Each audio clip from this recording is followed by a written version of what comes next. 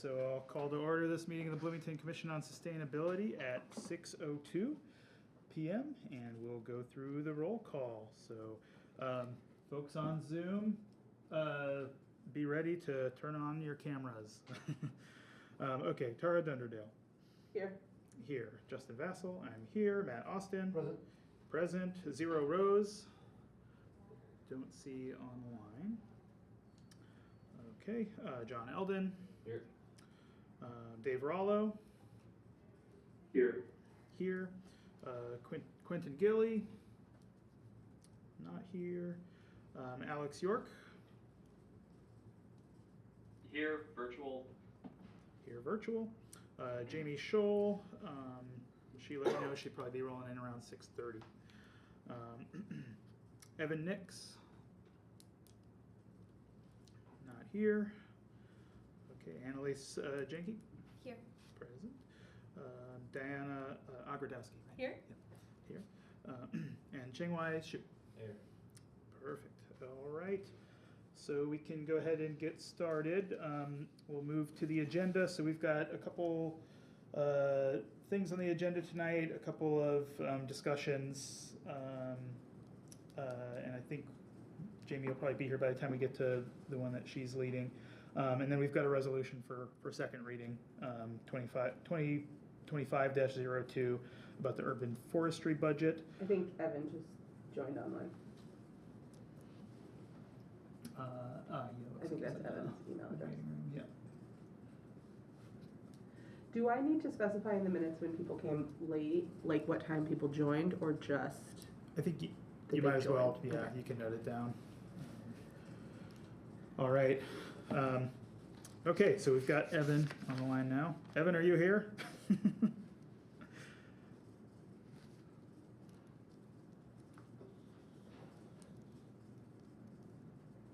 I am here and unmuted now. Perfect. Thank you very much. All right, so that's what we have on the agenda. Is there a motion to approve? Motion to approve the agenda. Okay, is there a second? Second. Okay, perfect. Any discussion, any changes anyone wants to suggest?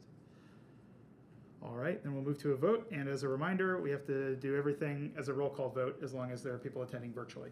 So we'll go down the list. This is the motion to approve the agenda. Tara? Aye. Aye. Justin? Aye. Matt? Aye. Aye. Zero. Zero's not here yet. John? Aye. Aye. Councilmember Rollo? Yes. Yes. Quentin Gilly is not here yet. Alex? Aye. Aye. Jamie is not here yet. Evan? Aye. Aye. Annalise? Aye. Aye. Diana? Aye. Aye. And Shanghai? Aye. Aye. All right. The agenda is approved. That brings us to the approval of the minutes from August 12th, 2025, which was sent around the other day. Is there a motion to approve the minutes? Motion to approve. Okay, is there a second? Second. Perfect. All right, are there any corrections that anybody wants to offer up to those minutes? All right. Nothing that I saw. Nothing that you saw. Perfect. All right, motion to approve the minutes from August 12th, 2025. Tara? Aye. Aye. Justin? Aye. Matt? Aye. Aye. Zero is not here yet. John? Aye. Aye. Councilmember Rollo? Aye. Aye. Quentin is not here yet. Alex? Yes. Yes. Jamie is not here yet. Evan? Was that aye? Yes, that was aye. Perfect. Yes. Thanks. Annalise? Aye. Aye. Diana? Aye. Aye. Shinglai? Aye. Aye. All right. The minutes from August 12th, 2025 are approved. So that brings us to public comment, which we have 10 minutes set aside for, up to 3 minutes per person. Is there anybody from the public who would like to comment? I don't see anyone in the room. No. Just a quick update. Quentin texted or emailed at 6:02 that he'd be here 5 minutes late. Who is that? Sorry. Quentin Gilly. Quentin? Okay, perfect. We'll expect him shortly. Okay, I don't see anyone from the public online or in the room, so we'll move on to reports from commissioners with the chair's report up first. So I tried to make this a little shorter. I didn't include all the slides that I normally do just to try to keep things moving a little bit quicker. But where there's updates, I have that information. Okay, so this one I always show. It's just the org chart. We currently have the one vacancy there for from the Monroe County Commissioners, but nothing's changed since the last time that we met. Next, okay. So some internal updates. So resolutions 2025-01 and -03 were the ones that we approved at our last meetings. So that was related to the definitions for urban agriculture type stuff, and then also the chicken, poultry, flock size resolution. So this was a fun opportunity to learn, once we pass a resolution that we want to make a recommendation to council, what happens next. And some of it is, depends on the particular resolution. It might need to go to different groups depending on what it is. But we sort of tried it out for the first time on this one. And so ultimately both those resolutions just got forwarded on to the Plan Commission, the Office of the Mayor, and City Council. And so ultimately that was Sean who sort of wrote a letter just forwarding those along. Yeah, so thanks to Sean and Jolie and Julius, who we met at the public comment last time as well, for helping us sort of navigate that. Julius is from the mayor's office? Yes, I believe that's right. Great, and then the 2025, sorry, I keep putting this typo in here, the 2024 annual report. 2025 has not been completed yet. I do not have that sort of vision. We approved that back in May, and we got on the calendar to present to council on September 3rd, which was last week, and so I went in to do that. I put together slides for it, but I ultimately ended up giving them a verbal update. I was not aware that there was a requirement to get slides into them by a certain time, and I didn't get it in time. So, but there were not too many graphics in that report, so it was pretty easy to just do it verbally. And they have the actual physical report, included in their packet materials that they were able to reference. So I think the report was well received. We just got some clarifying questions about the Sustainable Neighborhood Grant for the TerraCycle project, and some follow-ups regarding some of the fund matching that we're expecting from the Waste Reduction District of Monroe County. And we also got some follow-up questions regarding the document management challenges that we had last year. Matt was there for that at the city council meeting, and so he was able to help field some of those questions as well, where I had blind spots, so that was very, very helpful. How did you think it went? Did you think it was? I thought it went great. It's the first time I've seen that since before 2020. Yeah, So, right. And then there was an email sent to clarify some more of those questions from Garden Quest. Yeah, right. Okay, perfect. Awesome. Yeah, so that went well. Well done. It was a great presentation. So Thanks. kudos to you for preparing that and taking your time to do that. I appreciate that. Yeah, so they know what we're up to now, and they're expecting updates for next year, so that's exciting. Nothing else really on these kind of internal things that are new, just the things in blue and bold are kind of the new updates.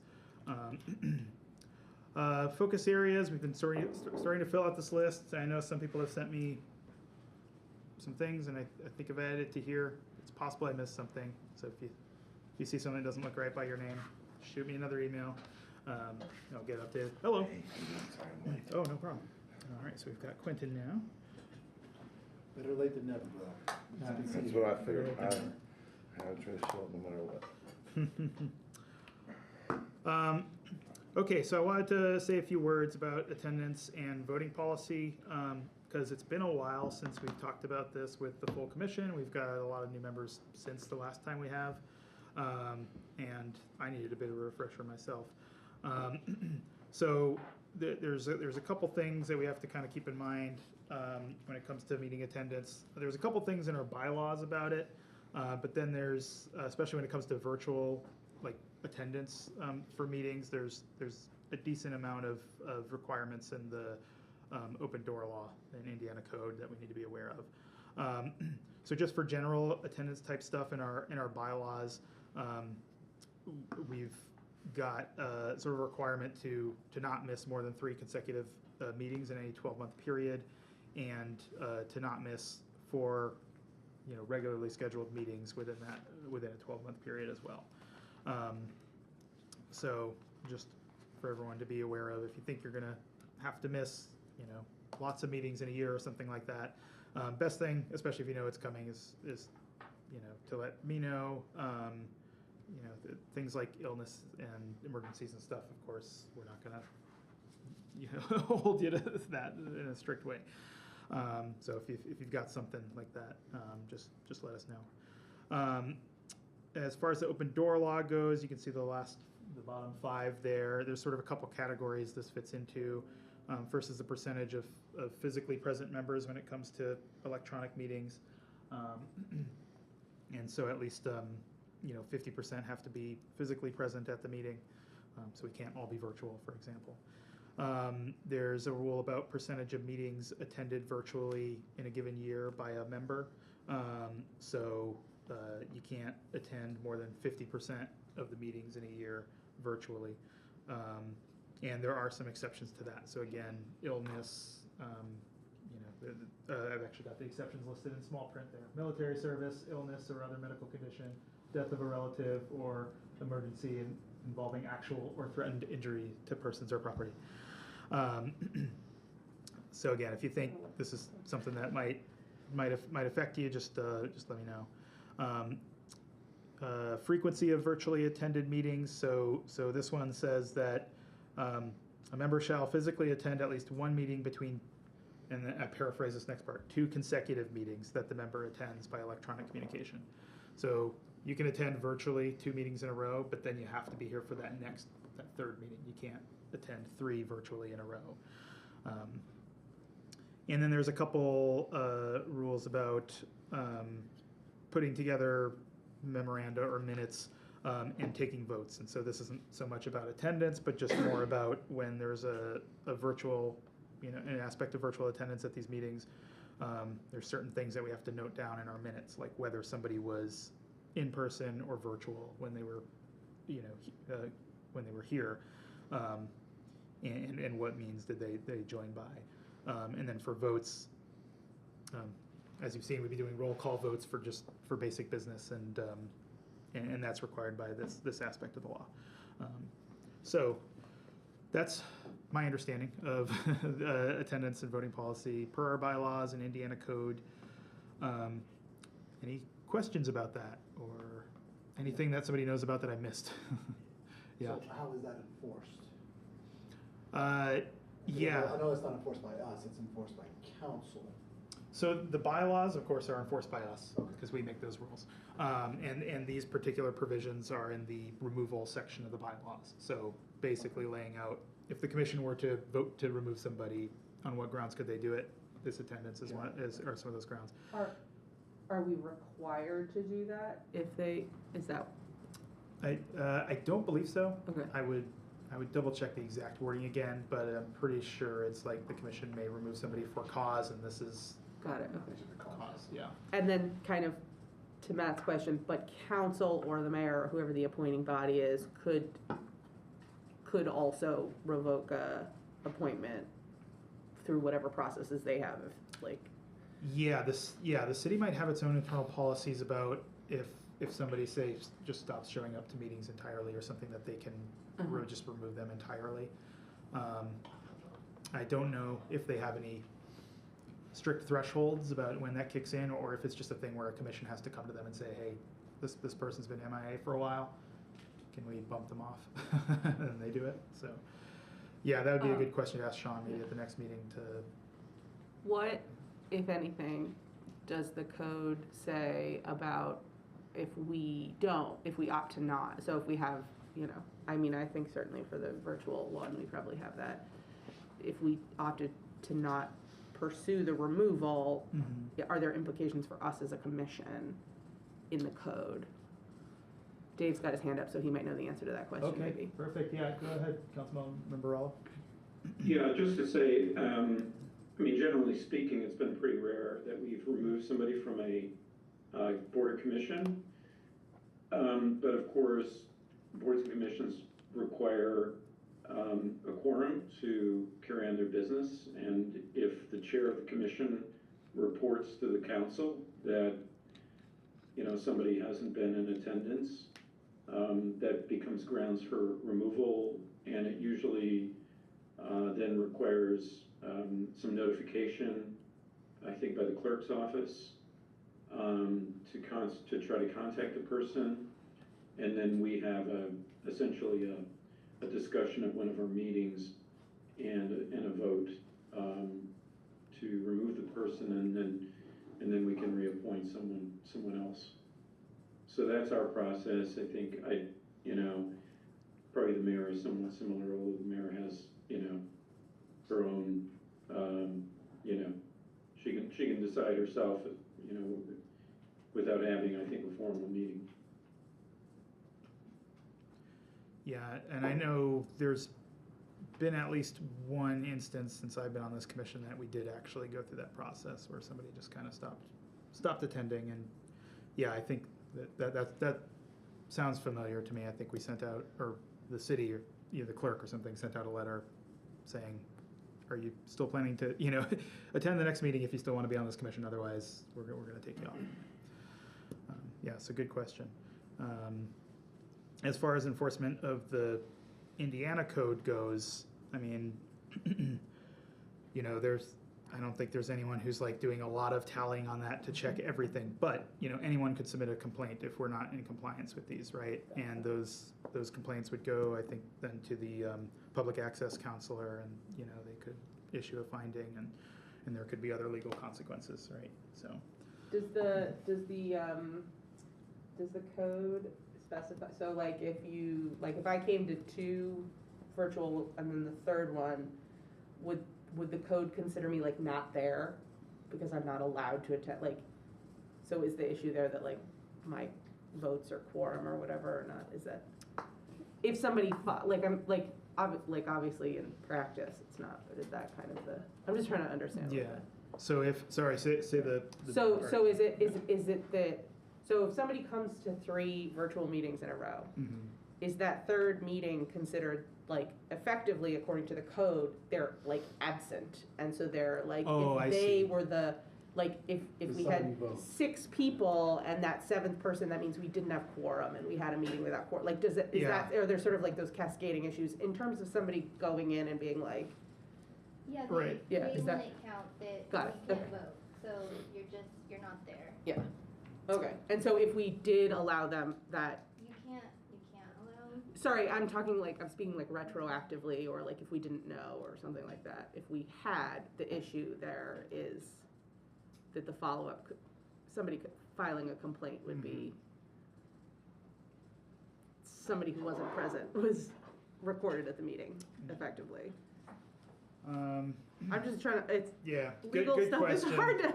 I think, These might be questions that we We'll forward have to the get back city. that. Yeah. right. You can always ask Sean if one of the city attorneys can attend one of these to Yeah. answer questions directly. So Mhm. Yeah. as you kind of keep in mind some of these questions, you might want to see if that can happen. Yeah, that's a good point. If we do have questions that we'd like a lawyer to answer. I'm gonna be like a little less cagey here. I ask in part because we have members currently at this meeting who I'm marking down their votes in the minute, who I can't legally do that for, and I'm asking what I should do. It's like part of, I'm gonna be a little less cagey. Mm-hmm. Yeah. Okay, yes, that is a good point. Let's maybe I'll make some notes as we go to some of the other reports. Okay. And we'll figure out who we maybe need to be cautious about. Yeah, good point, thank you. Okay, any other questions on this? Okay. What do we have here? Oh, this is just a summary of that, couple bullet points there, so. Okay. And then we've got the resources slide, as per usual. Okay, any other questions for the chair's report before we move on? Awesome. Okay, then we'll move on to the report from Waste Management Working Group. Matt. I know, to start, I'm gonna talk about something that I did 2 weeks ago with Sustainable IU. They're currently doing a pilot project around recycling at tailgates, and they're they're definitely looking for volunteers to help. They have put a lot of work in with,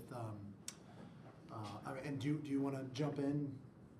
Oh, I mean, we're essentially trying to revamp and scale up our recycling waste diversion from the football games with all the, hype around our new winning football team, that we have, so. Yeah, no, people coming again. Yes, so we've deployed a lot more, essentially, resources for, people in attendance to, have options to recycle, heap litter off the ground, that sort of thing, we're handing out bags, teaching people about the rules and things like that as we go around, and we have sort of waste ambassadors, I guess you would call it, but yeah, appreciate you guys helping.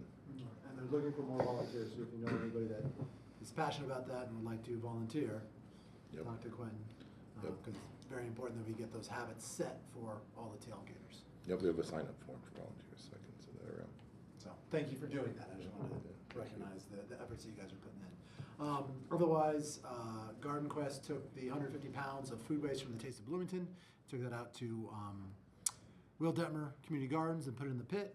Will Detmer Community Gardens has also agreed, and Master Rental, thank you Master Rental, is donating some equipment to dig 4 more pits so that there will be more than enough space to handle conference food waste, festival food waste, so on and so forth, because we'd really like to pursue that as the default method for food waste management at public events around Bloomington and Monroe County. And then I attended the Climate Leadership Summit on Friday and the Circular Indiana conference on Monday. And the Circular Indiana conference was focused on extended producer responsibility. If you're not familiar with EPR, essentially the idea is that you make a widget and you have your planned obsolescence, but that's not the end of your responsibility. Your responsibility is when that widget is no longer being used, that you're responsible as a business for it. So my analogy is a cigarette, right? You smoke it, you have health issues, and you've got the cigarette butt. So the company that produced it should be responsible for those health issues and the cigarette butt, because all those costs are lopped onto society as a whole and a lot of municipalities. And with municipalities losing funding, especially here in Indiana, where can we find that we could use the EPR model to hold these companies accountable so that the profits that they're gaining are also being used to clean up their messes, so that municipalities aren't having to take that on. And so I'm, since I do food waste and waste reduction, I'm trying to think of how could we do that. And so could we partner with a Kroger, right? Now they don't make the food, but they make a lot of money, to where we could have maybe a grant fund funded through them towards food waste or towards waste reduction. So just kind of trying to think outside of the box when it comes to extended producer responsibility and whatnot. So, and there are some really cool conferences coming up as well. So I encourage everybody to look. A lot of these conferences are free, and you can really network really well and get some new ideas. And I was not familiar with EPR until this conference. So that's it. I thought I'd just mention one thing. Yeah, shoot. Sort of in a similar vein to that, I was just looking up to see the current status in Indiana. I'm interested in the idea of like right to repair laws. Okay. Some states have them on the books, some don't. It doesn't look like Indiana does, but according to my search here, it says House Bill 1060 in 2025, previous bill Senate 53 in 2024 sought to require manufacturers to provide owners of independent repair shops with access to service documentation, parts, tools for consumer electronics, and agriculture equipment. Now, I don't know exactly how our work here could, get anything changed at that level, but I feel like this is an area that has a lot of bipartisan buy-in and just general approach, especially for farm equipment and consumer electronics and everything. And I think it aligns with sustainability generally.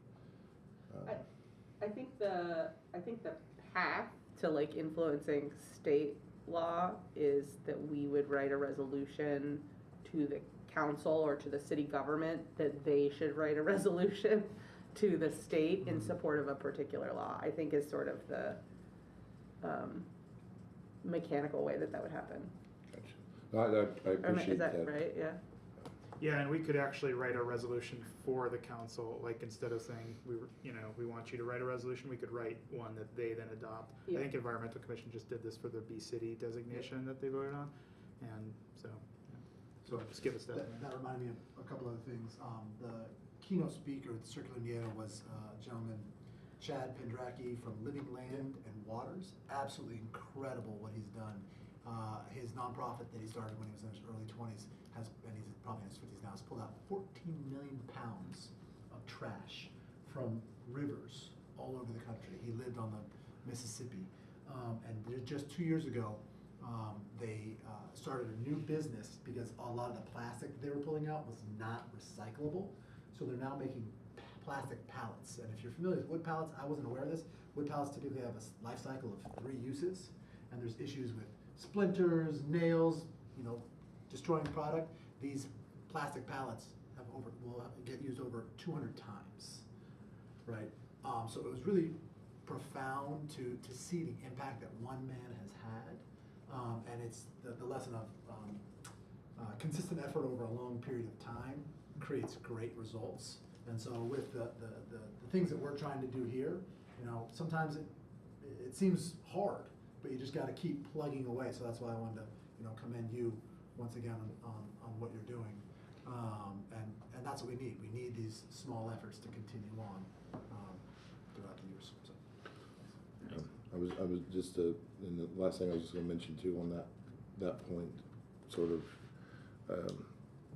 I think I mentioned earlier, or towards the spring, we hosted our first Fix It clinic. We call it. So it's like you're trying to people can bring in items to try to repair, keep things in service.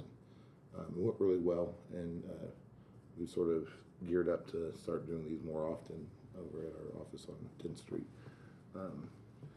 And I'd be interested in any potential volunteers. I think it'd be a great thing if we could participate, like in the maybe do something like this for our Earth Day Bloomington or something. Do like like a Fix It clinic type of repair thing. Something simple that you can teach, learning experience plus, support socioeconomic and all forms of sustainability really. So yeah, I might be asking around for volunteers for that too. Or if you want to come to the tailgate, need help for that too. So. Oh, and the last thing is with the Living Land and Water, we have multiple companies here that are making pharmaceuticals and they use a lot of plastic. So, maybe there's something out there where we could build a resolution that we say, we would like you to use your plastic instead of trying to recycle it for another product. And here is a company that's doing exactly that you can turn it into a usable product that's going to get used for years to come, right? Because where is that plastic that they're using with these pharmaceutical companies? Where is it ending up going? So, not really our purview, but it is sustainability. I thought I'd at least put it out there. Awesome. I had a question about the Bokashi, the working group grant thing. So is that, do you know when you're planning to have that? We're still looking for another festival, so Okay. don't reserve the money. I know it's not reserved, but Is there anything, yeah, well, okay, because we're gonna spend it.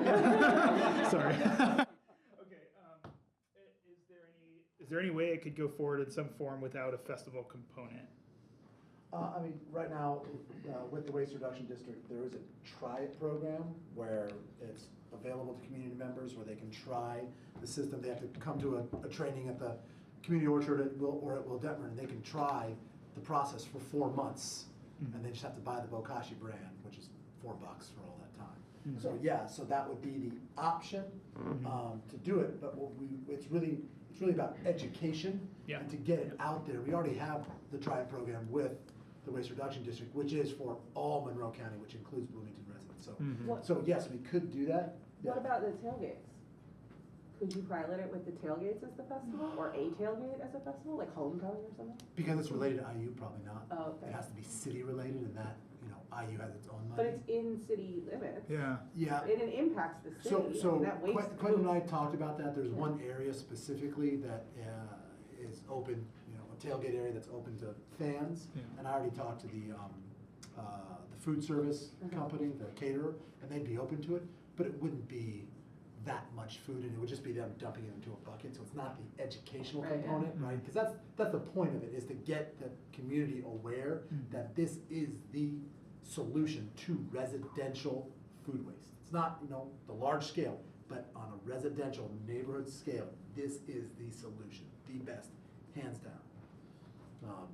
So if there's any other ideas, like, we were really waiting for, what's the music festival at the end of the month? Lotus. Right, like, we wanna talk to them, but, they've got their hands full right now, so we were kind of waiting for that to end, to talk to them, so that we could set it up for next year, or maybe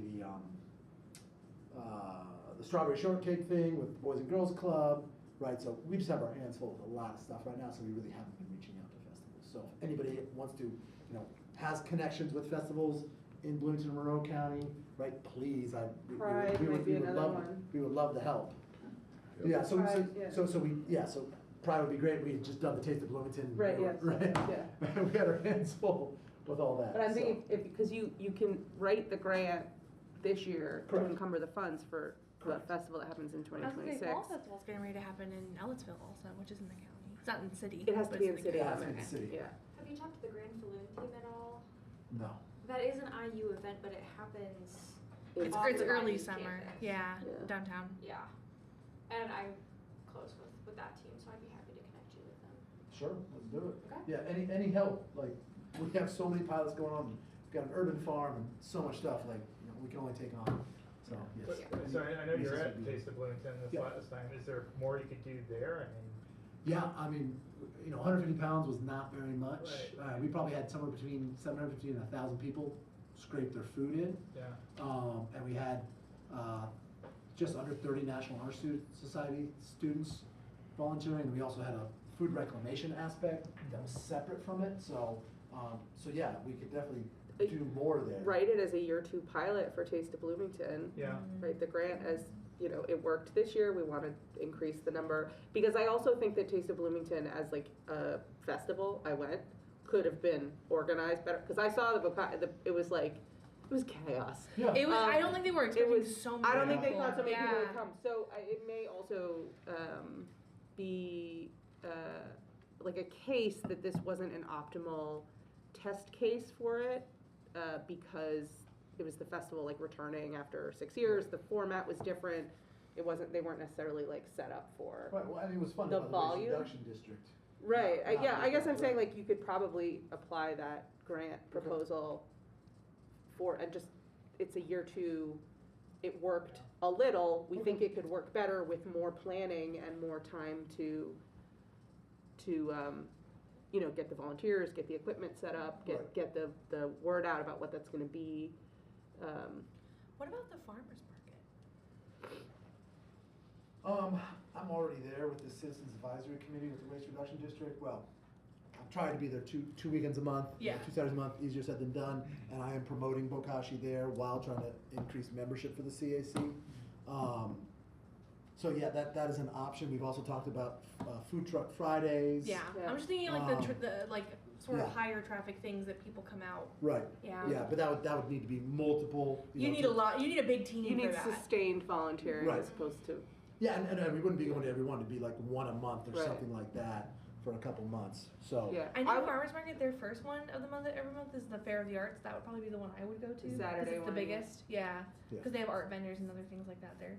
I would at least think about rewriting it as a year 2 pilot for Taste of Bloomington because you'd have evidence that it was like we did it It was- worked yeah, like it was- people it was used good. it and people learned about Bokashi and I know at least one person who signed up afterwards because it was my parents but Well, and that drove people to the trainings that happened yeah a few weeks ago when there's another training happening on Sunday at the community orchard at 2:00.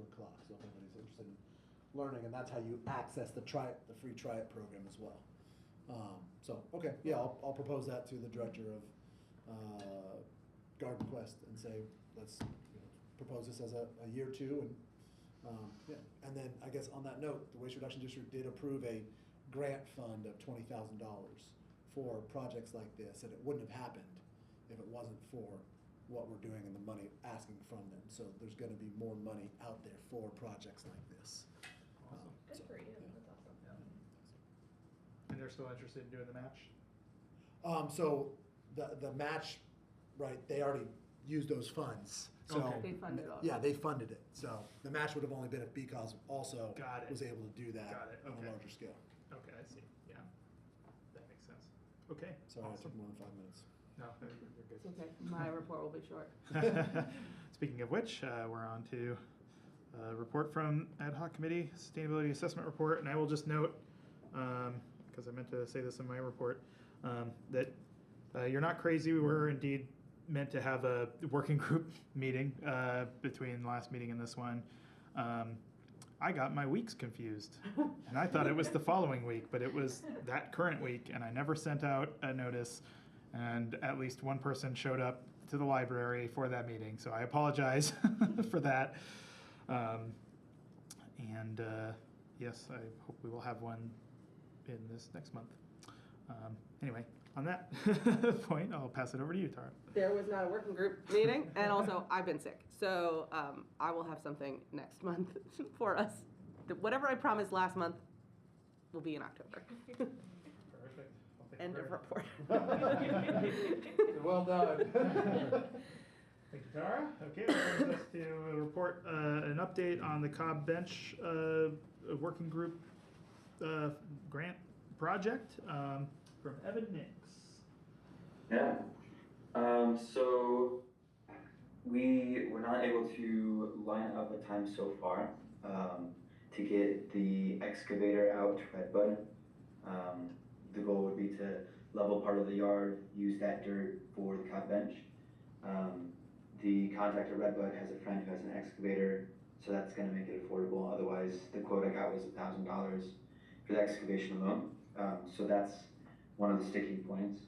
And then also just needing around 3 weekends in a row to make sure that this gets completely finished. There's time for the top to dry between each layer, and then the plaster. So we haven't been able to line that up yet, and it's been kind of challenging to get consistent contact from our partner. But I'm still reaching out and, setting meetings and trying to keep it moving. And then have been continuing learning about construction. Just went to a workshop and built a roof. So I'm trying to get more of that on my hands to need less input from Danny Weddle and others who will be helping on the project.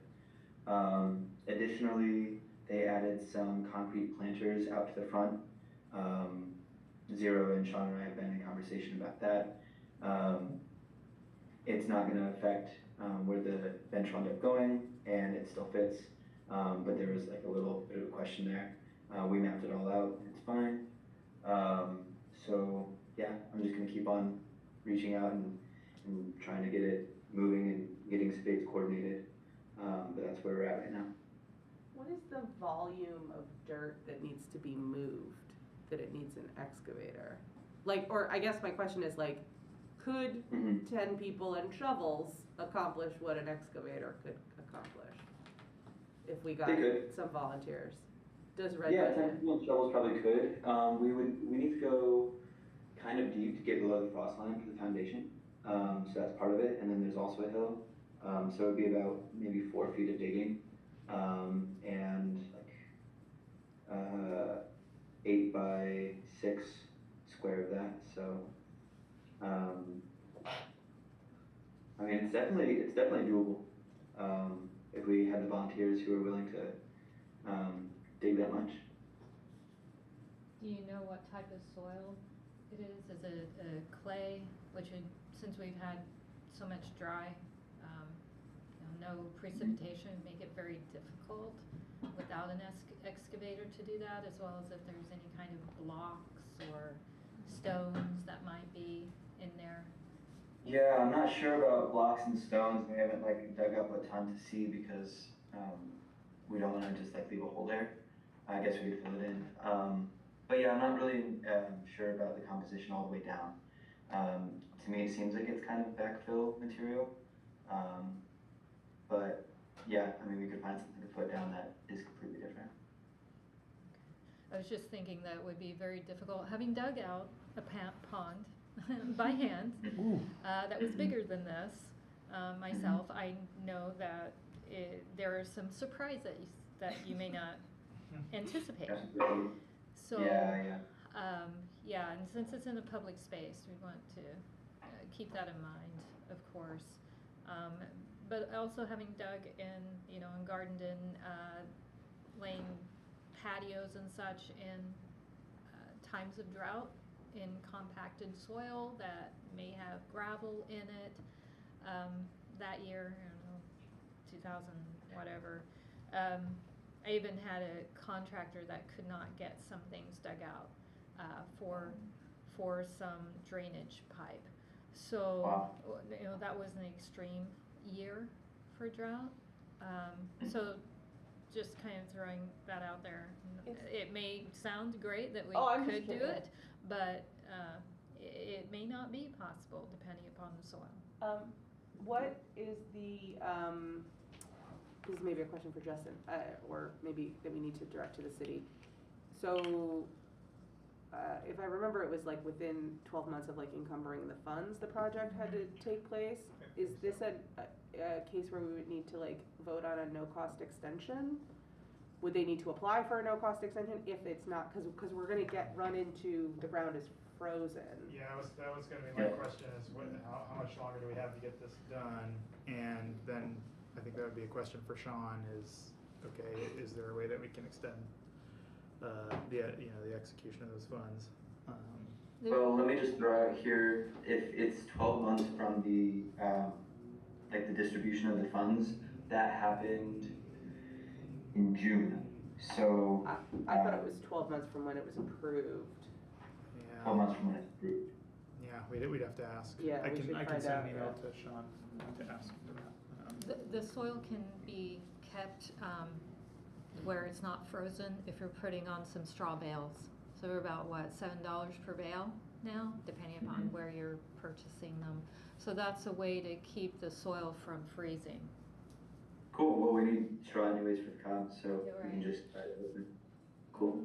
So the question, are you gonna follow up on that question, Justin, of whether the kind of clock starts at the approval by the commission or the distribution of funds from the city? Yeah. Or the approval of funds from the city? Yeah. Cool, thank you.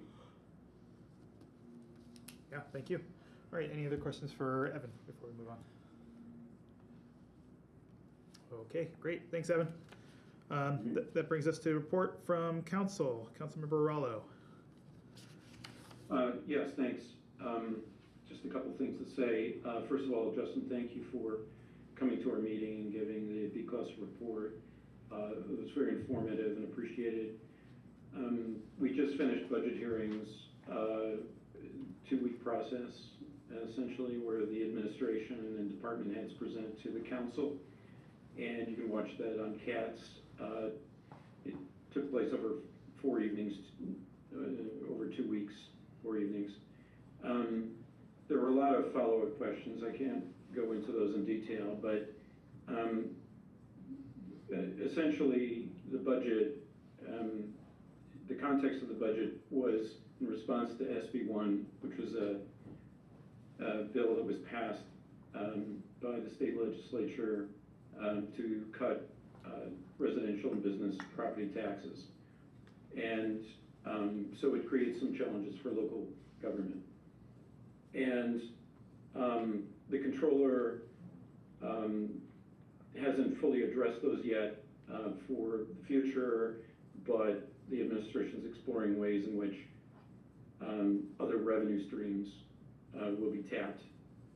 And I think there was a general consensus to try to minimize those streams, minimize a regressive manner of raising funds. And so maybe that's a discussion for BCOS to take on, because it's concerned about social equity. And we need to make sure that those who are least able to pay don't pay an exorbitant amount to fill the gap. In the meantime, we've had to dip into reserves in order for this budget to go forward. One proposed cut in the budget was to only raise wages by 2% across the board, even though the Social Security Administration estimates COLA of 2.7%.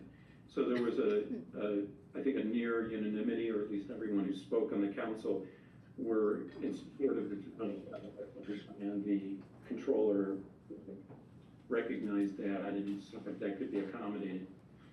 And then lastly, I just wanted to bring up a subject that I brought up repeatedly during the budget, and that is a term called concurrency, which is whether government, whether we provide levels of service in the various functions of government with this pace of growth. That could be both infrastructure, so things like roads and stormwater and fire stations and so forth, or it could be services, public safety, sanitation, city department staff, and so forth. So generally, cities often don't keep up. And what happens is they ironically propose more growth in order to pay for future needs. And I detect that this is what's happening with our municipal government, our municipal budgets. And it often takes the form of debt. So, which is generally selling bonds, which requires paying interest on those. So a case in point is the 21% increase in the water fees that was just approved by the Utility Service Board, partly for maintenance, but part of it to finance a $43 million Public Works Service Center down in Winston-Thomas. So I just wanted to bring this to your attention because cities are expensive to run, but costs are usually not paid up front. And there are hidden costs of growth, and they are charged to the public later on. So the public, in effect, subsidizes growth. And the question should be, well, what kind of growth do we want? And is it appropriate, or are the benefits being shared by everyone? So those are questions I'd like to discuss maybe sometime in the future with, because you're in a unique position to, I think, advise on that for the council and the administration. So that's all I have today. Thanks. Great, thank you so much. Any questions for Councilmember Raleigh? I do have one. Mhm. I'd love to discuss that in the future, but also in regards to the COLA and the 2% increase rather than the 2.7% increase. I remember Councilmember Strasburg had in one of the meetings explained how when cost of living increases are by percentage, that it extends those who at the top getting more compared to those at the bottom. And seeing that it increases, say, a wealth gap from top to bottom. And I'm sorry, I can't remember the professor's name. He'd had a TED Talk and talked about how whenever there is a certain percentage of this growth, from the haves to the have-nots, that we see an increase in crime, violent crime, maternal, babies are dying and things like this. I mean, it affects everybody. I wasn't sure if that was something, since Councilmember Strasburg had mentioned that before, if that was brought up in the meeting, since I wasn't able to attend. That's an excellent point, and it wasn't brought up, and it should be discussed because I agree with it. So the idea is that people with greater incomes, a certain percent increase, they already are in a position of having greater discretionary income for spending on things that are essentials. Also I think a discussion has to be made about whether the Social Security Administration really gives the full costs of things like so the effects of inflation and so forth on working families. So, no, that wasn't brought up at this meeting, but I think it's another great discussion for the BCOS to engage in and explore and advise us. What's the timeline from here for if BCOS was gonna like present a resolution suggesting, you know, a graduated percentage scale or a flat amount or something? Would the October Yeah, business meeting be too late for I that think to be the an final vote impact? on the budget is October 8th. And So there isn't much time. I think that's the date of our, I think October 10th is our meeting, okay. Yeah. Oh, I should say. October 14th. So the week after, okay. I see there's an, excuse me, sorry. Oh, it's our next business meeting is after that date. Yeah, so it's a little late for this body to advise maybe, you know, on that topic.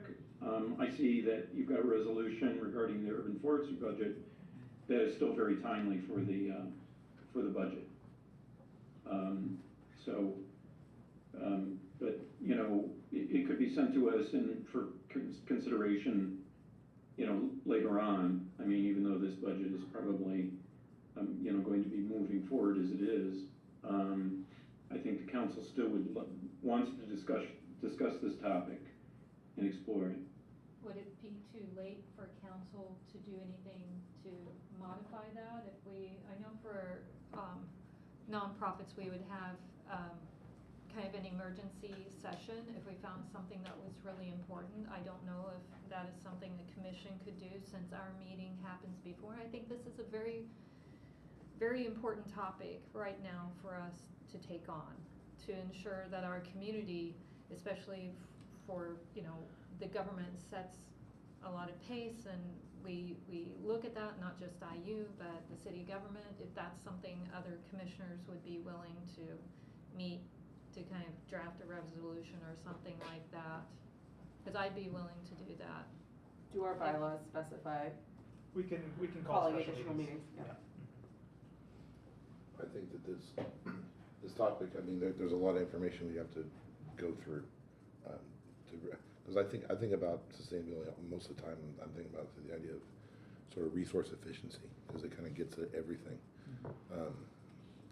And I've seen numerous occasions where you can reduce costs, improve sustainability, improve safety, and improve the socioeconomic situation and save money at the same time. Like it doesn't have to be one or the other. But the key generally is to challenge assumptions. So look at where our costs are coming from and figure out what we can do. But yeah, these are the topics I like the most. I think it may be something that would be worthwhile for the commission to take on, to still make a resolution to recommend. I mean, they're going to have a budget cycle every year. Like, we might not be able to change, but I think, to Quentin's point, is that it's something we don't want to rush and do wrong. But I would still, I mean, as an individual commissioner, I would still be open to meeting special if we need to. Yeah, I would too, especially, you know, I work in my day job as someone who works with low-income families. And I don't know if everyone in this room is familiar or not with the MIT living wage calculator, but they calculate by county for every state in the country as to what a livable wage is based on household members. So 1 adult working, 2 adults working, how many children are in the household. And so if you're thinking your typical family in Bloomington is a 2 adults working, 2 children household, so 4 household of 4, living wage is $27, $24 an hour. I don't know a single family who has a working parent who's making that much money per hour. If they even have 2 working adults, which for many low-income families is not the reality. So there's a lot to be said about the economic sustainability of Bloomington for families. Does Bloomington calculate the is that the same as the self-sufficiency index?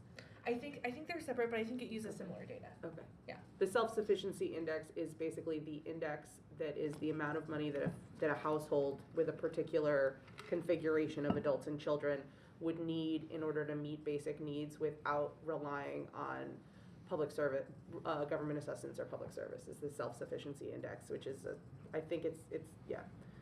And it's often much higher than the, Yeah. What's nice about the MIT poverty one, level, it yeah. breaks it down by cost. So there's food, childcare, medical, housing, transportation. yeah. You know, you can see all the different categories for all of the different household sizes. So you can see how the costs really change, you know, if you have one adult working, two adults working, things like that. It might be a good use of, or It's a good reference point, yeah. I was saying like the working session that we were going to have, if we wanted to call it as a meeting, if we think we would have quorum. Yeah, Dave, I'm curious, how realistic do you think it is that if we were able to call a special session, that we would be able to influence the budget so close to voting time? To tell you the truth, I think it's fairly unlikely.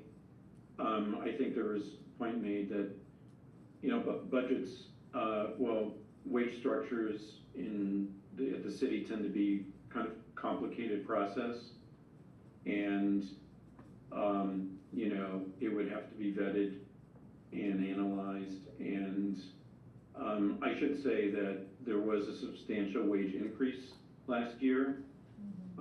This administration has made up for, you know, the past administration not raising wages at the cost of inflation. So that was a pretty extensive analysis that was done by a consultant and then was implemented last year. So right now, I mean, but ironically, the administration, when they presented the budget, said everyone got a pretty hefty increase last year, so we think we can just do with only 2%. And I think that was seen as the wrong way to go because, you know, we don't want to have to be in a position of trying to catch up again. But I'm very much simpatico with the view that, you know, large organizations like government, they set the wage floor for a community. And it's important that employees get paid a living wage. And we do have a living wage ordinance, but that people are able to afford housing and all of the needs that they have in order to live in the city. And that's becoming more and more difficult for people. So I think it's a really great topic, and I would really appreciate this commission investigating it. I don't think it's going to be realistically implemented this time. Okay, thank you, appreciate it. Yeah, I wish, I was hopeful that maybe we would be able to influence, but if not, maybe we can really put some energy into a well thought out and really detailed argument for next year. Could we simply write something that's not a resolution but a concern from BCOS that about COLA and extending this like Councilmember Strasburg has mentioned? Because I really didn't understand this until she, once a math teacher, explained how this worked, and then it clicked in with other knowledge that I had the Spirit Level is the book with extensive research on how this affects societies. I think any official statement that we would put out would have to go through a vote, just like a resolution would. Dave, can I ask really quickly, the cost of living ordinance, is that still at $15 an hour, or has it gone up since it was originally passed? It's gone up, It has. but I'm sorry, I don't know the wage per hour. Do you know, But because I know for a single adult with no children, living wage is currently around $20 an hour. Is that about accurate, or do you think it's probably lower than that? I think it's lower in the city. It does include part-time workers, though. We did insist on that a couple of years ago so that everybody was being paid what was evaluated as a living wage at the time, and there was a metric for it. And I'm sorry, I just don't know that offhand. But we didn't just pull the number out of the, you know, out of the air. There was research involved in that. Thank you. But it should be revisited, definitely. Okay, great. Well, I guess I'll just say, so I'm hearing a sort of general consensus that it might be better to focus on next year's budgets for some of this stuff. But just when it comes to time sensitive things like this, either now or in the future. If you've got something that you think we should all convene on, let me know, shoot me an email. Wait till you have something concrete, and then I can send out like a poll to everybody, and if enough people are happy to meet off cycle to do that, then I'll call a special meeting for that. I think, yeah, it sounds like for this particular topic, it's maybe, a long shot to be able to really influence anything. I'm loath to make us do another voice vote for basic business, but can I move that we swap 7 and 8 in the agenda just so that we can get through voting? Yes, of course. Because then we can get it before the budget. Yes. I was thinking the same thing. So. Sorry, yes. Dave. Did you have something else on that topic before I move on? I saw you come off mute. I saw you come off mute, so I didn't know if I had cut you off. Oh, I was just gonna say that, there are a lot of progressive cities, and I'm sure they've visited this topic of wages, and there's probably some good, case histories and best practices and things like that that could be, used as a reference for what to do. Okay. So, that's all. Thanks. Good. Well, thank you very much. There is a motion to proceed to the resolution 2025-02. Next, is that what you're proposing? Yeah. Okay, is there a second? Second. Okay, there's a second. All right, we'll do the roll call vote. And real quick, before we proceed to that, I just want to double check. So we were talking before about the rules for virtual meetings, and I think we haven't picked anyone else up, right? No. We've only got one person on the line who, no, actually we don't. We do. So we've got one person on the line who this would be a third virtual meeting. So that's Evan. So we'll just, I guess, in the interest of... Yeah, right, okay. Okay, so I'll skip over your name for this, Evan, but apologies for that. Okay, great. So this is for the motion to amend the agenda. Tara? Yes. Yes. Justin? Yes. Matt? Yes. Yes. Zero's not here. John? Yes. Yes. Councilmember Rallo? Yes. Yes. Alex? Yes. Yes. Jamie? Yes. Yes. Annalise? Yes. Yes. Diana? Yes. Yes. And Xinghua? Yes. Yes. Okay. The yeses have it. So we'll now proceed to agenda item 8A, resolution 2025-02 regarding urban forestry budget. So I'll pass it to you, Tara. Do you want me to put up the supporting materials that you had sent around? If you could. Most of them are just links so that other commissioners could access them. But there were a couple of questions that came up last week around sort of the supporting documentation and supporting research for this. As well as some suggestions for amendments. So I have a proposed amendment that I'll share at this also. I pulled up the Bloomington Urban Forestry Plan, which the amendment that I'm going to propose, we had a few different amendments that it turns out are all covered in what Bloomington's Urban Forestry Plan says the goal of their urban forestry department is. So my recommendation for an amendment to this is to say, whereas the city of Bloomington says this already, and just use the text of their documentation because they address all the things that we talked about, like human health, equity, healthier neighborhoods, things like that. So it's already part of city policy that they maintain the urban canopy to those benefits. So that to minimize the number of amendments, but also to point out that this is already language that the city has adopted, and this is already an area of intended investment from the city. We pulled together a couple of additional resources. One is a really interesting case study on municipal care practices for trees and the impact of basically insufficiently funding or staffing your urban forestry departments results in more reactive tree care policies, and more incidents of like a limb crushed a car. We have to cut this tree down because it's so sick.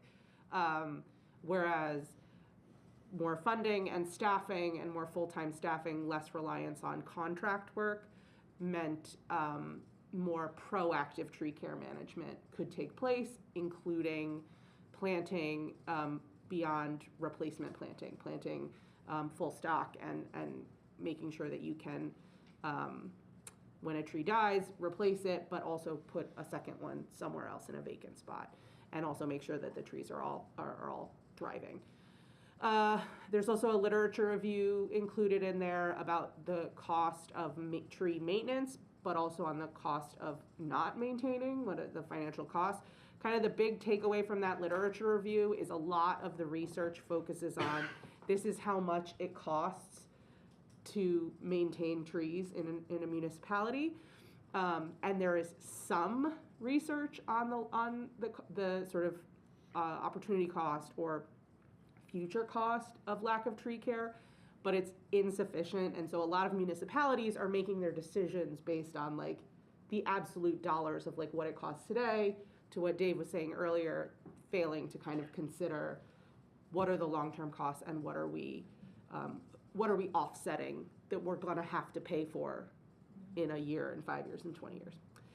So those are those resources. And then I've also just put in the figure that we've looked at before, which is the inflation adjusted budget for urban forestry, which is that red line, which has, when we adjust using the CPI calculator for the approved budget dollars for the urban forestry department, that has decreased over the last 6 years, while the number of trees that the urban forestry department is responsible for has increased dramatically. So that's just sort of to answer some of those questions that came up during discussion during the first reading, and also the basis for the amendment that I'm going to make a motion that we add to the resolution as currently written. And so just a reminder, the resolution is talking about the benefits of the urban canopy, the decrease in the real dollars funding for this department, the increase in the responsibilities of the department, the impact, the financial and environmental impact or benefit of our canopy, and the importance of tree health in mitigating long-term issues. I have a question. With the storms, and now that it seems that Tornado Alley has moved and we're now in it, with these massive storms, were you able to find any information of how much cost the city had laid out for some of these massive storms? For those instances? Yes, because the cost of hiring contractors, like you said, is going to be a lot more than that. So I wondered if there was a cost comparison of how that has increased, which would then offset, make it a convincing argument for this amount to be approved. Yeah, I mean, that's a good question. We're not actually proposing a specific dollar amount so much as we're proposing that they effectively, the dollar amount has not changed, and so they've just continued. The city has continued to approve roughly the same amount, but the sort of like value of that, and so we're not proposing a specific dollar amount so much as like higher than now. Do the math. Yeah. And also that it should continuing to think about, I think we're sort of sidelong saying what Dave was saying earlier, which is that you can't if you cut today because it's going to save you some money today, you may be paying more later, and that the cost could be much greater. Yeah. Right. Like that, the sort of like implications could be much worse.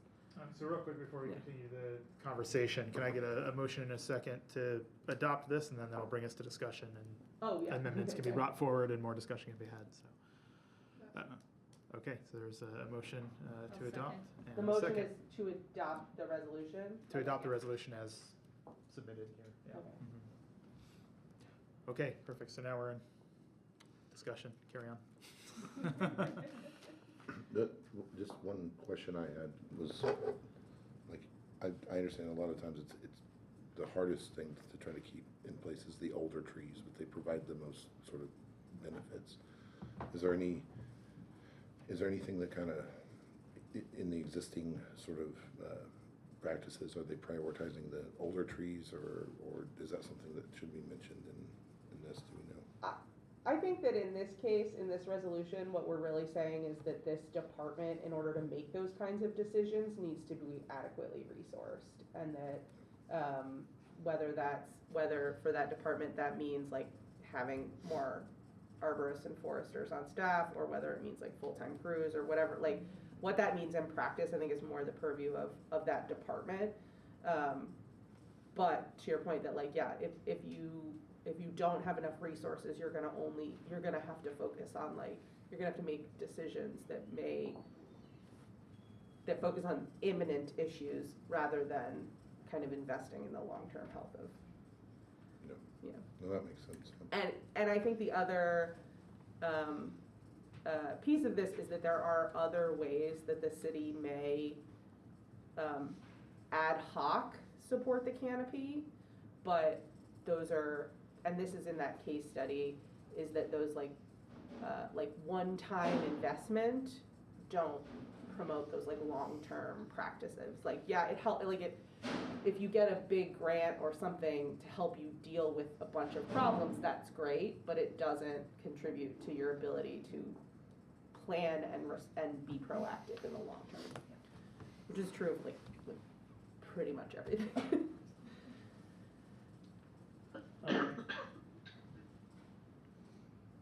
So did you have specific amendment text that you? So the text is amended. I didn't write it on here. I don't know the best way to present it, but is to add, whereas the city's urban forestry plan says, and then use that piece of text that I put in the earlier part of the packet, Okay. because that addresses kind of all of the areas that we felt, that the commission felt was missing when we talked last week about the why of this. And so that's the city of Bloomington has a legal and moral obligation to maintain healthy and safe trees on municipal land and public streets. The urban forestry plan is a reasonable, and boy, I should put my glasses on, responsible plan to make the city and its neighborhoods healthier for humans, aesthetically pleasing, and reduce tree-related problems, which were the things that the commission talked about last week, is that it's a health benefit, it's a societal benefit, it's also like a safety issue. Yeah, so that's my I guess motion to amend, yeah, is that we add whereas the Bloomington Urban Forestry Plan states, and then this text quote that, yeah. States quote that text. Okay. Got it. Okay, and that would be the final whereas? Yes. Okay. Is there a second? Seconded. Okay, perfect. Is there any questions or discussion about the amendment? Okay, then we'll move on to a vote. So this is just for the amendment to the broader resolution, then we'll come back to the full resolution as amended. Okay, Tara? Yes. Yes. Justin? Yes. Matt? Yes. Yes. John? Yep. Yes. Councilmember Rallo? Yes. Yes. Alex? Or, I'm sorry, Quentin? Yes, Miss you on the last one. maybe. I apologize. Oh, no worries. That is my bad. Okay, Alex was a yes, I believe I heard. Jamie? Yes. Yes. Annalise? Yes. Yes. Diana? Yes. Yes. Chengmai? Yes. Yes. Okay, perfect. The resolution is amended. And so now we're back to the discussion on the resolution as amended. Any further discussion? Also noting that we're about 15 minutes away from the end of the meeting. Alex Yep. was Yes. Thanks. Go ahead, Alex. So kind of two-part related bunch of things. First is, has there, in 2018, was there potentially a large capital purchase that made them more efficient at taking care of the same number of trees with less funding or anything like that? Because I mean, it does need to increase over time, but maybe they can do more with less than they could at that time. And then the other question would be like, is 2018 a sensible year to look back at kind of earmarking this towards raising it back up to that level from then? Yeah, I don't know the answer to your first question. I used 2018 because the most recent the data that was available that said there were 12,000 trees, which also is what was used for the forestry plan and stuff, was from 2019. So it was from sort of that same era, and that was the data that we were looking at for the, that's when the climate action plan the climate action plan for the city uses 2018 as their emissions baseline. So I use 2018 as the budgetary baseline as well.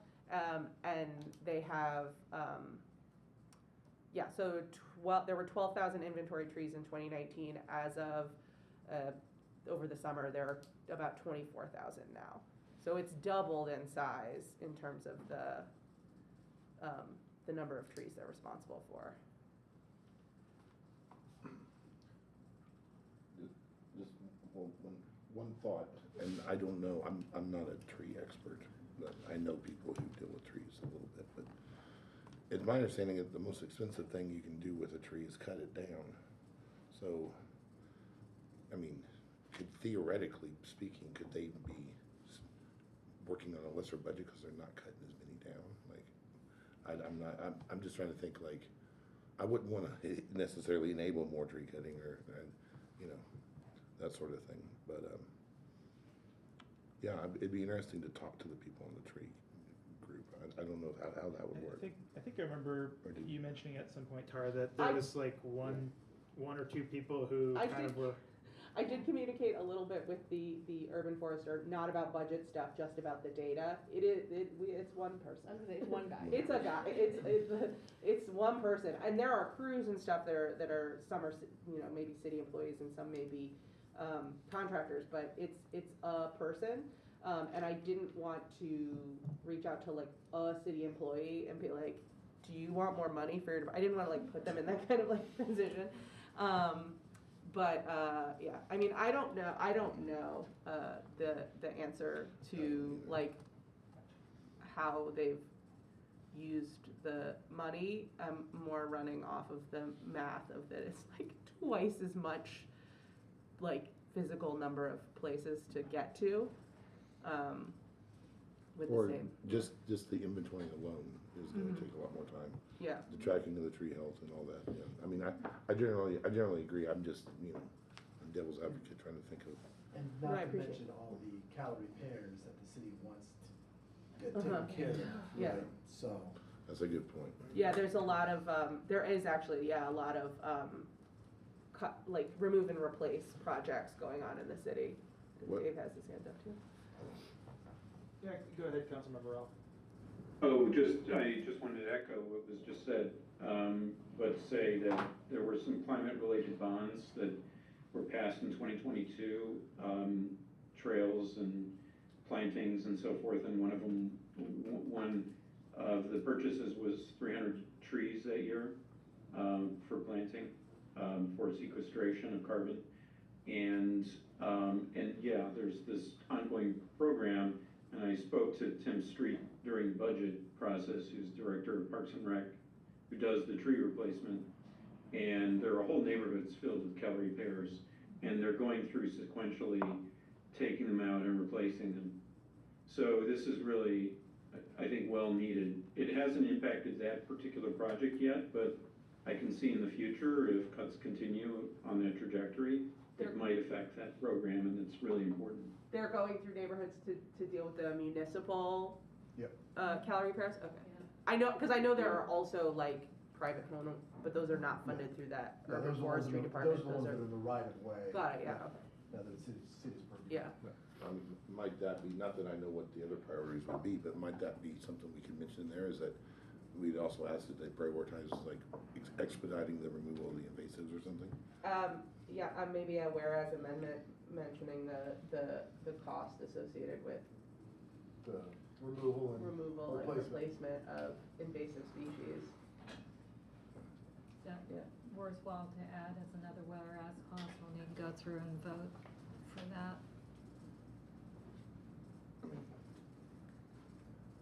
I would be much more supportive, I think, of the resolution, thinking about it in that vein, I guess. But, not that I don't support it now, but I think it's a great idea. To add that on. Motion to amend? We have to come up with the text. Oh. No, I mean, that's fine. I mean, it's right. Ready. I would actually just leave it more general. I know they've, for several years now, been going around doing the calorie repair removal. So I just, it feels a bit like micromanaging. They may have moved on from that and have other projects coming. They might be looking at more like, you know, climate migration, planting black gum and the like. It doesn't, to me, feel necessary. Yeah, I It don't feels know like a that- bit of just telling them how to do their job. I don't know that it does either. It's just, I was just thinking about it as a way to sort of signify the meaning behind it. That, you know, we're aware that they have needs, as an example. So, yeah. David. Oh, well, just to say, I actually think it's a really good idea to add it. I think that a whereas clause that says something like removing and replacing invasives such as calorie repairs should continue. Because we're a point of propagation for these things. If you go into the county, I mean, they're just spreading among farms everywhere because, you know, they're all coming from neighborhoods dispersed by birds from Bloomington. And you know, so anyway, I just want to put in my 2 cents that I think it's kind of a good idea to continue this program until they're removed.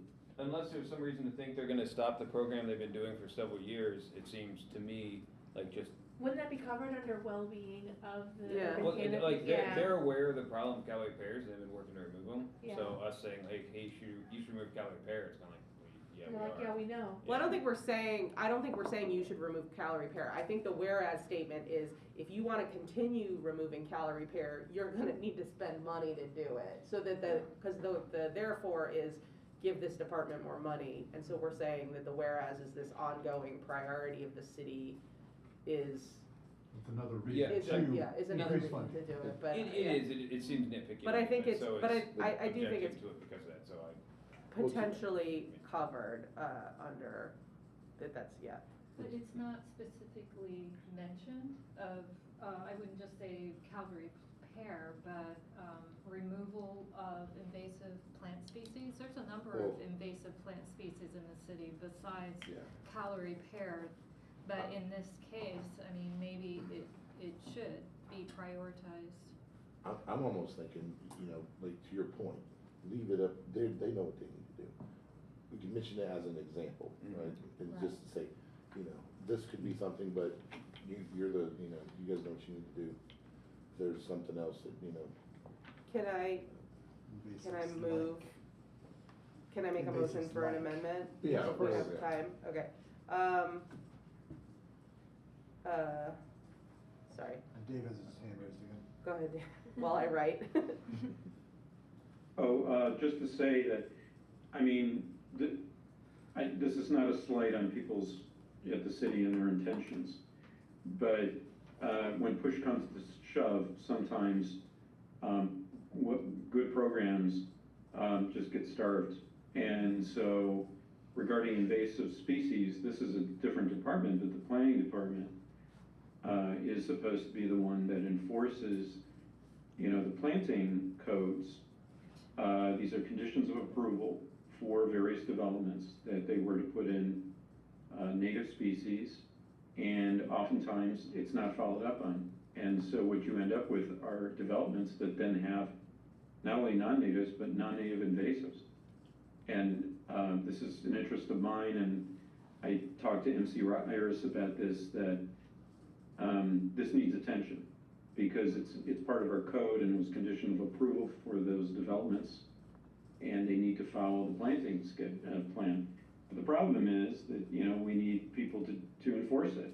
And so when push comes to shove, you end up with budget cuts and you end up removing somebody whose job it was to do that. So anyway, this is how it comes about, that well-intentioned things might taper off and get cut.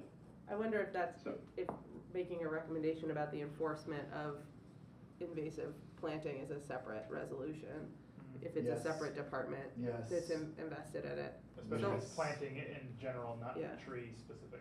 So, in the interest of time, I'm not gonna make a motion, because then we also have to have a voice vote to lengthen the meeting, so.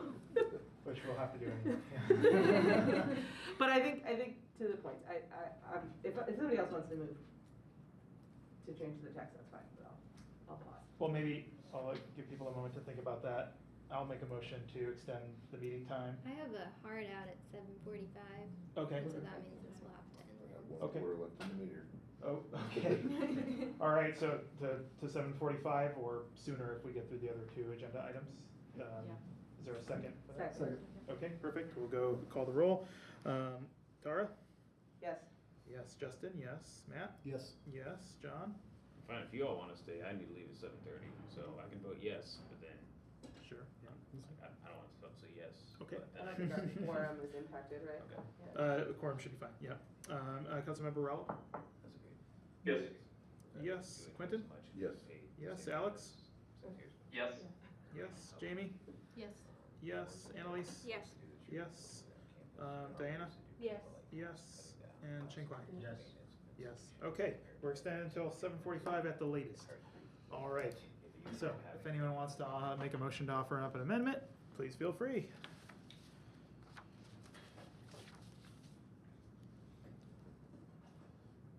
Or we can just go to the vote. Hey, Justin, can I just ask, Sure. to clarify, so the idea was that a later resolution regarding invasive species would be, Yeah. considered? Yeah. Is that Yep. what you're proposing? Mhm. Yeah, which Yes. I can work on, since I've already started some of this research, but if anybody else wants to do it, also go ahead. I'll jump in and help you with that, because I have experience with that too. Wonderful. Excellent. Alex has his hand up. Yeah. I like Commissioner Rollo's idea of adding that whereas, and I've got some language I could propose. I think that it sends another signal for city council to increase the budget. So, whereas the cost of removing and replacing invasive trees such as calorie pear is an expensive undertaking. You're not telling anybody to do anything, you're just saying this is important for another reason. Okay, so are you making that motion? I motion to adopt that language. Second? I Okay, second, yeah. there's a second. Perfect. Okay, any discussion on that? I like it. Great job, Alex. Thank you. All right, we'll move on to a vote then for the amendment. So let's, real quick before we do that, let me just ask, where would that whereas clause go? Are we tacking that one on as the last one or inserting it somewhere else in the middle? I'll just put it, I think at the end, yeah. Okay, okay, so this would appear at the end, after the other whereas clause that we added. Okay, perfect, let's do the vote. Tara? Yes. Yes. Justin? Yes. Matt? Yes. Yes. John? Oh, John just stepped There out. we go. Councilmember Rowell? Yes. Yes. Quentin? Yes. Yes. Alex? Yes. Yes. Jamie? Yes. Yes. Annalise? Yes. Yes. Diana? Yes. Yes. Ching-Wai? Yes. Yes. Okay, the amendment is adopted. So now we're back on to the resolution itself with the two amendments. Motion. Do I need to make a motion to? I know, we're already moved. Are you asking to proceed to the Okay. vote? Oh. Or is that? Oh, right, because we moved to adopt, and then in discussion, we did the amendment. Yeah. Fun to So- figure out. So we're back to discussion. Yeah. Yeah. So we have to adopt. Nested. Alex has his hand up, is that still, That was do from you have before. something additional? Oh, Okay. Perfect. Go ahead and just vote. All right, I think we can move on to the vote then. I'm not hearing anything further. Do you need a second? I second. Oh, no, we already got that. Motions are hard. So many rules. All right, so this is to adopt the resolution with the two amendments that we've passed so far. Tara? Yes. Yes. Justin? Yes. Matt? Yes. Yes. John is gone. Councilmember Rallo? Yes. Yes. Quentin? Yes. Yes. Alex? Yes. Yes. Jamie? Yes. Yes. Annalise? Yes. Yes. Diana? Yes.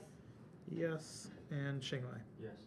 Yes. Okay, perfect. Now let's put the, it looks like you put the in the chat the exact. Oh, the text? Okay, the language, yeah, good, perfect.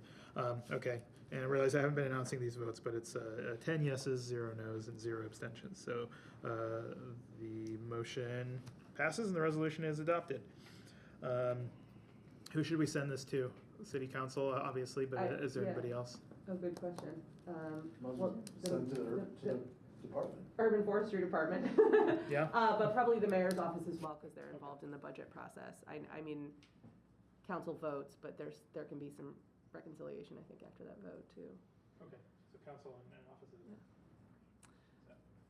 I will make the adjustments and then I send the final to you. Yeah, if you Okay. could send the Word doc or whatever to me. and Okay. Finish it off. Yeah, perfect. Okay, great. Well, thank you very much. That brings us to what? To our back to agenda item 7. So we've got a couple things here, and it is currently 7:33. So first is this idea of sustainability forums. So I'll just pass it to you, Shanghai, to maybe just explain what you're thinking to the group. Okay, thanks everyone. I will be quick.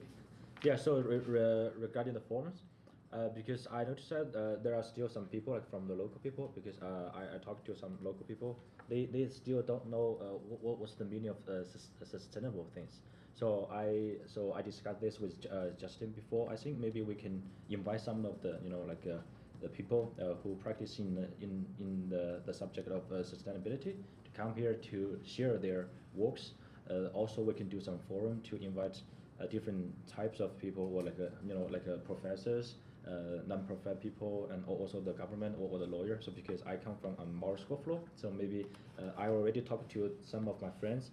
They agree with me. They can come here to share their work. For example, the Conservation Law Center, the director in Bloomington, they are doing some they provide some legal aid for some non-profit.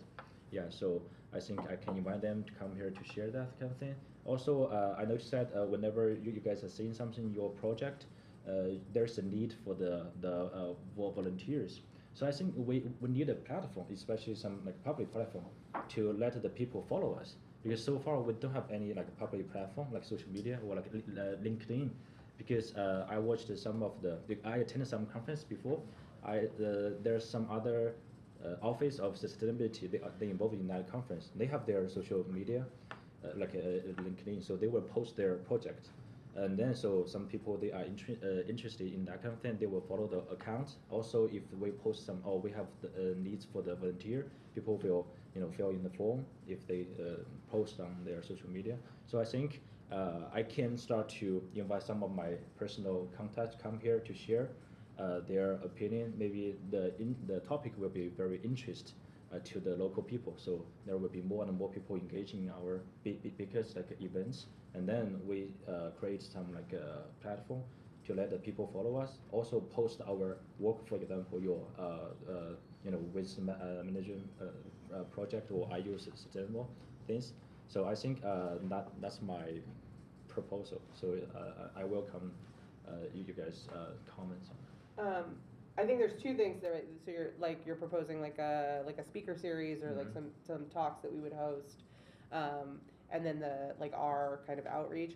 We, just for context, because I think not everybody, I know not everybody was here. About a year ago, we had a conversation about social media and a social media presence for BCOS specifically, and kind of the answer we got from the city was no. Oh, really? We can submit things to be put on the city's social media if we want, but we would submit them to Sean, and it's sort of at her discretion, if she has capacity to go through the approval process and stuff for them. So I don't think it's a bad idea, but just it's an uphill idea. Because the city also has some very specific guidelines about posting and stuff like that as the city. So you can make a fake because. Not official, This is yeah. not, this is the not official Yeah, it- Commission on it's from me, it's Sustainability. from me. Probably shouldn't have said that. But in terms of a speaker series, I think some of the things we'd have to work out is like, where are we gonna have it? And how do we get the word out, right? And what else do we need to know in terms of logistics for, hosting an event? And this is a working group grant, like we would use working group funds, right, to, yeah. I was gonna say Yeah. too, I mean, outside of having a social media presence, I do think there's a lot of value in coalition building and having community partners that are invested in the same goals as BCOS, both in informing the members of the group, but also just generally like supporting the work and like ensuring that things are being done at all various levels of city government, both within the city and outside of the city. So I think that there's a lot of value in having those people on our team and like knowing who they are and those things. So there's some amount of benefit to the commission for that too, and being connected. That was one of the priorities that the commission also, in our January meeting that we talked about, was trying to focus less on doing like the work of fixing everything ourselves and more in partnering and connecting the organizations that are already Ideally, some engaged people in are already this. doing some of that work. Right, is Yeah. that like, we don't have to reinvent the wheel for everything, there are people, so I think to that point, there's like a lot of organizations that we could partner with to say like, hey, can we bring host this like at your place, at the community orchard or whatever, like. Yeah. I was just gonna mention a couple thoughts on that. So another avenue for potentially is, my office from time to time will host sort of a career panel. So people at different, different, levels in their career or different areas within sustainability. If we can get a group that makes sense, that could be something that we could host at IU. It wouldn't have to be only IU people. It could be open to, the public and everything like that. And I also want to mention sort of alongside a similar vein is sort of thinking about, I feel like it would be helpful to, if we could just get a glimpse of like all the different departments and then like get a 10-minute presentation. Here's what we're doing in public works and the tree management and like in all the different areas. Like I think that might help us like. Well, like, you're asking for like an open house. Yes, if there was a way to do that efficiently, right, and we could get a little bit better understanding of what they're doing, where they're pushing, then where they're at, we might be able to. That would be for our benefit, right? Yeah, for our benefit. He's It'd talking be about some of this something different. Yeah. But I thought about it when you mentioned it. Yeah. So the details that we would need to work out if this was something that we were gonna pursue would be like sort of like how many, where, what, and then what are the associated costs and the associated like labor of getting it done, yeah. So if anyone wants to work with them on it, Yeah, welcome to reach join. out. And I think we just need a couple people to kind of like hash out the details and try to I'm happy to get it work with going. you on that. Okay, thank you. Awesome. Yeah, Okay. I'm also happy to help with the actual like construction of the grant. I write a lot of grants, Okay. so. Perfect. Well, thank you very much. Food resilience strategy, Jamie. We only have like less than 5 minutes, I think. So I wonder. I mean, we sent out the document to everybody. Is there anything we could dedicate more time to this for the next meeting to have more of a discussion? But is there anything you want commissioners to be looking at specifically between now and then that you want to draw their attention to, or? Well, the grants, we already pulled from this, that's going to city council, is the chicken ordinance. I know it's not exactly in here, but this was modified, after speaking to animal care and control. It'd be great to have some feedback on this,